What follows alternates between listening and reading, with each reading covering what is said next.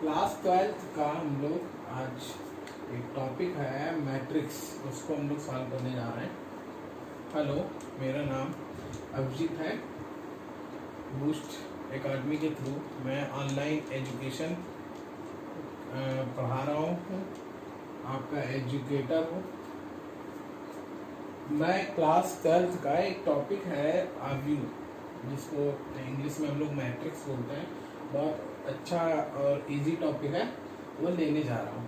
ठीक है, सबसे पहले हम लोग कॉन्सेप्ट और डिफिनीशन समझते हैं। देखिए, मैंने एक डिफिनीशन लिख करके रखी हुई है मैट्रिक्स की। A set of mn numbers real और इमेजिनरी। हम देखिए, हम जानते हैं कि नंबर जो होते हैं हमारे दो टाइप के होते हैं। नंबर दो टाइप के होते हैं, एक होता है रियल नंबर्स और एक होता है इमेजिनरी नंबर। रियल नंबर को हम लोग मदर ऑफ ऑल नंबर्स बोलते हैं। जितने भी टाइप के नंबर्स होते हैं, rationalization, irrational numbers, natural numbers, whole numbers, ये सारे जितने भी नंबर्स हैं वो सब हमारे रियल नंबर के थ्रू आते हैं। और फिर क्या होता है, दूसरा टाइप होता है इमेजिनरी नंबर्स। जो इमेजिनरी नंबर्स हमारे जो हैं वो अलग उसमें सेगमेंट में होते हैं। तो एक ऐसा सेट होता है, ये भी सेट की प्रॉपर्टीज क्या है, एक सर्टेन अरेंजमेंट होता है। ठीक है, एक यूनिक एंड सर्टेन अरेंजमेंट होता है। और ये कैसा होता है कि mn नंबर्स का होता है। मतलब m कोई दूसरा नंबर होगा, n कोई दूसरा नंबर होगा, उसका फिर मल्टीप्लाई होगा और मल्टीप्लाई होने के बाद वो नंबर तैयार होता है। ठीक है, अभी मैं आपको समझाऊंगा आगे। तो mn नंबर्स रियल और imaginary arranged in a form of a rectangular array. Array समझ लीजिए क्या होता है। एरे का मतलब होता है अ फिक्स्ड पैटर्न। एरे का मतलब क्या है, अ फिक्स पैटर्न। एक ऐसा पैटर्न हो जो कि फिक्स हो, लेकिन किसमें होना चाहिए, रेक्टेंगुलर एरे होना चाहिए। रेक्टेंगुलर एरे का मतलब हुआ कि जब आप इसको देखेंगे तो रेक्टेंगुलर एरे का मतलब सिर्फ हुआ इस तरह से कुछ बना हुआ होता है। ठीक है, and rectangular array of M rows. M rows, rows क्या होती है, रोज याद रखिएगा, पड़ी, हिंदी में बोलते हैं पड़ी। पड़ी का मतलब हॉरिजेंटल। ठीक है, और कॉलम, कॉलम का मतलब हुआ खड़ा। खड़ा का मतलब वर्टिकल। तो रोज को हम लोग हॉरिजेंटल बोलते हैं, हिंदी में पड़ा, और कॉलम मीन्स खड़ा यानी कि vertical. m rows and n columns is called m cross n। m cross n order matrix, इसको हम लोग बोलते हैं m by n। ठीक है, ये डिफिनीशन है, एक बार फिर से हम लोग रिपीट कर लेते हैं। a set of mn numbers can be imaginary or real arranged in the form of rectangular array। rectangular array का मतलब हुआ a fixed pattern of m rows and n columns is called m by n या m cross n order matrix। Let's suppose that हमने यहाँ माना है कि a कोई जनरली कैपिटल लेटर a है, a be a matrix of order m cross n। then mathematically इसको हम लोग कैसे रिप्रेजेंट कर सकते हैं, देखिएगा। पहले मैथमेटिकली हम लोग रिप्रेजेंट करते हैं इसको। हम लिख सकते हैं a इज इक्वल्स टू, ध्यान दीजिएगा, इसके अंदर कोई नंबर है, इसको हमने रिप्रेजेंट किया है aij से, इस तरह से लिखते हैं। ठीक है, for every i comma j belongs to n, जो i होगा और जो j होंगे नंबर, वो किससे आते हैं, नेचुरल नंबर से आते हैं। कहाँ से स्टार्ट होंगे, 1 2 3 इस तरह से स्टार्ट होते हैं। ठीक है, ये आपको ध्यान रखना है ना। ये मैथमेटिकली रिप्रेजेंटेशन है। कई बार यहाँ पर जो है m क्रॉस n लिख दिया जाता है। ठीक है, m क्रॉस n लिखने का ये पैटर्न है। देखिए, इसको नॉर्मल रूप से कैसे लिखते हैं, ये तो मैथमेटिकली रिप्रेजेंटेशन है। मान लीजिए ये एक हमारा, एक देखिए ये पैटर्न है, हमने लिख दिया कुछ, अरेंज है ये। ठीक, 5 7 8, यहाँ पर कुछ भी हो सकता है, a b c। ठीक है, यहाँ पर देखते हैं हम लोग, देखिए कॉलम कितने हैं और रोज कितने हैं। अगर देखें तो ये देखिए एक कॉलम है क्योंकि ये खड़ा है, खड़ा का मतलब वर्टिकली पोजीशन है, ये भी वर्टिकली पोजीशन है, ये भी वर्टिकली पोजीशन है। ये देखिए हॉरिजॉन्टल पोजीशन है, ये हॉरिजॉन्टल पोजीशंस बोली जाएंगी सब, ये हॉरिजॉन्टल पोजीशन है और ये वर्टिकल पोजीशन है, इनको हम लोग बोलेंगे ये हमारी रोज हैं जो ऐसे हैं हॉरिजॉन्टल, और जो वर्टिकली हैं उनको हम लोग, जो वर्टिकल है उसको हम लोग ये बोलेंगे कि वर्टिकल है, इनको हम लोग कॉलम्स बोलेंगे। तो जो वर्टिकल हैं उनको कॉलम्स और जो हॉरिजॉन्टल हैं उनको हम लोग रोज बोलते हैं, ठीक है।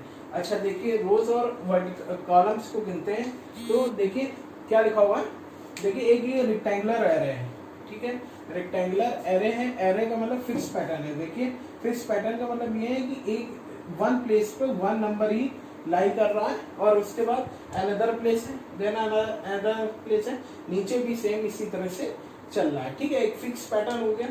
यहाँ पर कहता है कि एम रोज और एम कॉलम्स, है ना। पहले हम लोग रोज गिनते हैं कितनी है, देखिए जैसे ये रोज है तो देखिए कि पहली रो देखिएगा कौन सी है, हमने मान लिया ये R1 है, ये R2 है और ये R3 है, ठीक है। तो कितनी रोज हो गई मेरे पास हो गई 3 रोज। 3 रोज का मतलब कितना है, नंबर ऑफ रोज, अगर देखें नंबर ऑफ रोज कितनी हो गई 3, ठीक है।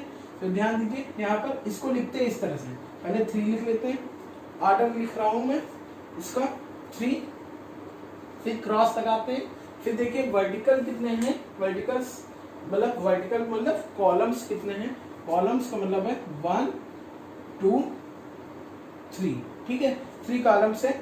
यानी कि अगर इसको देखें हम लोग तो ये 3 क्रॉस 3 क्या है, 3 क्रॉस 3 के हैं, ठीक है।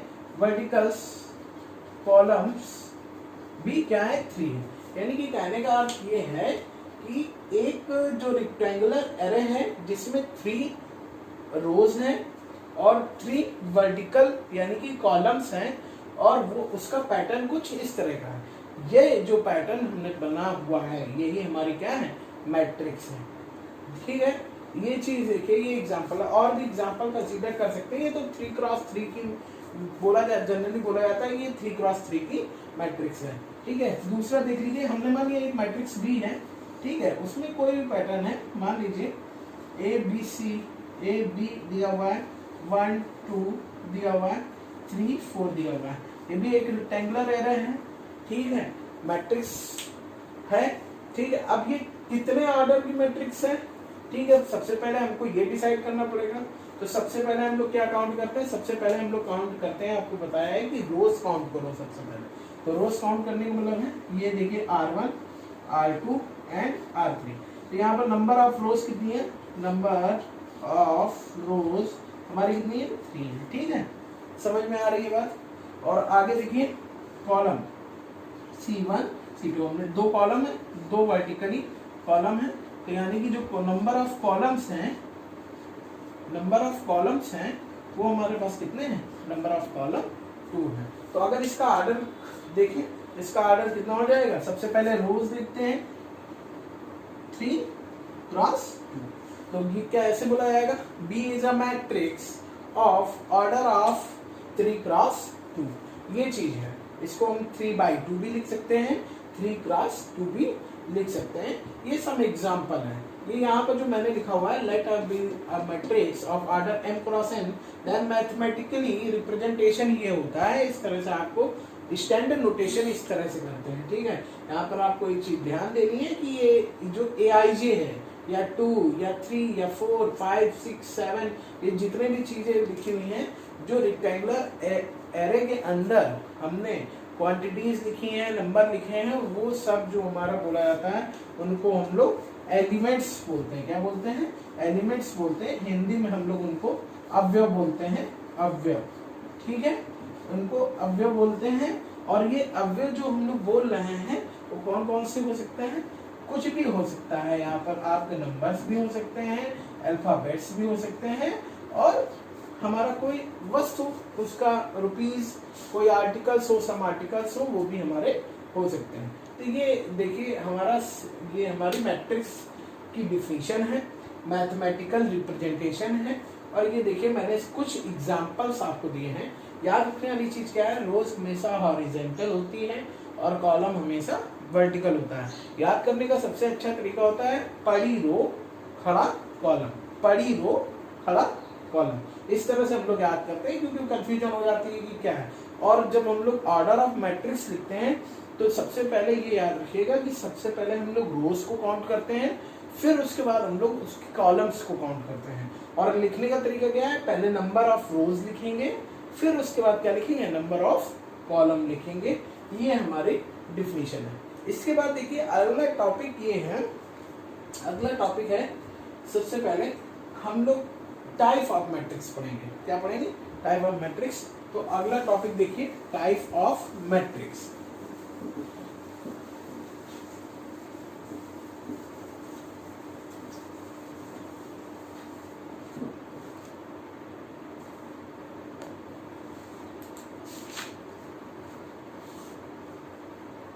देखिए टॉपिक है अगला टाइप ऑफ मैट्रिक्स।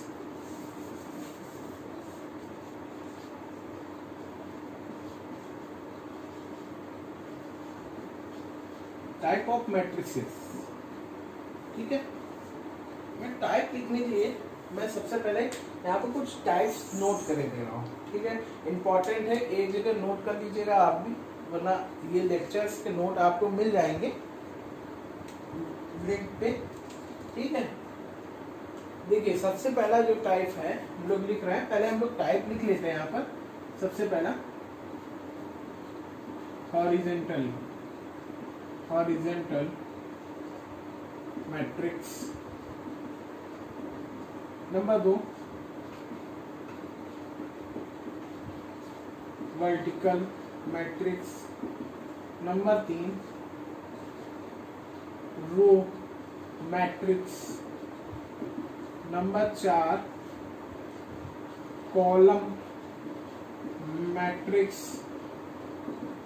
नंबर 5 देखिएगा, नंबर 5 स्क्वायर मैट्रिक्स,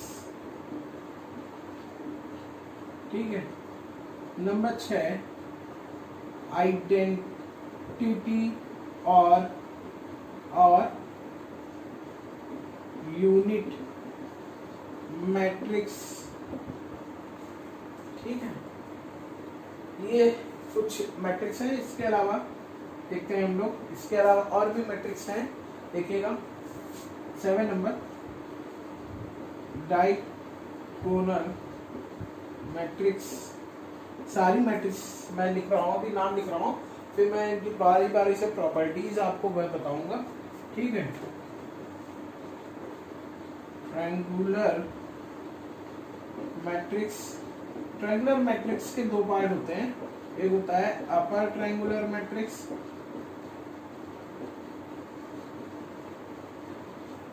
और एक होता है लोअर ट्रायंगुलर। बहुत डिटेल में हम लोग पढ़ेंगे क्योंकि ये पूछी आती है, ठीक है। फिर होता है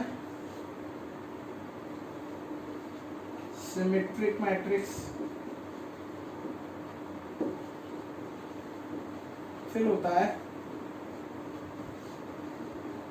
स्क्यू सिमेट्रिक मैट्रिक्स। अगली है सिंगुलर मैट्रिक्स।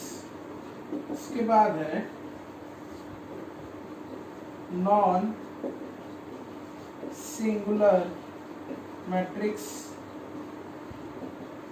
ये देखिए सभी बोर्ड के लिए इंपॉर्टेंट्स हैं, ठीक है। यहाँ पर ये देखिए skew symmetric, symmetric most important matrix है। Singular non singular most important matrix है। Identity unit matrix most important है, ठीक है। डायगोनल मैट्रिक्स मोस्ट इंपॉर्टेंट है और इसके अलावा square matrix most important matrix है, ठीक है। तो ये कुछ मैट्रिक्स हैं, है ना। उस और ये और इसके अलावा देखिए कुछ मैट्रिक्स छूट रही है, एक मैट्रिक्स छूट रही है, एक होता है पर एक और आती है मैट्रिक्स जिसको हम लोग बोलते हैं सब मैट्रिक्स, ठीक है। ये टाइप ऑफ मैट्रिक्स हैं, इनके हम लोग डिटेलिंग में पढ़ेंगे। Horizontal matrix, skew symmetric matrix, symmetric matrix ये दोनों इंपॉर्टेंट है, सिंगुलर नॉन सिंगुलर इंपॉर्टेंट है, स्क्वायर इंपॉर्टेंट है, ये चीज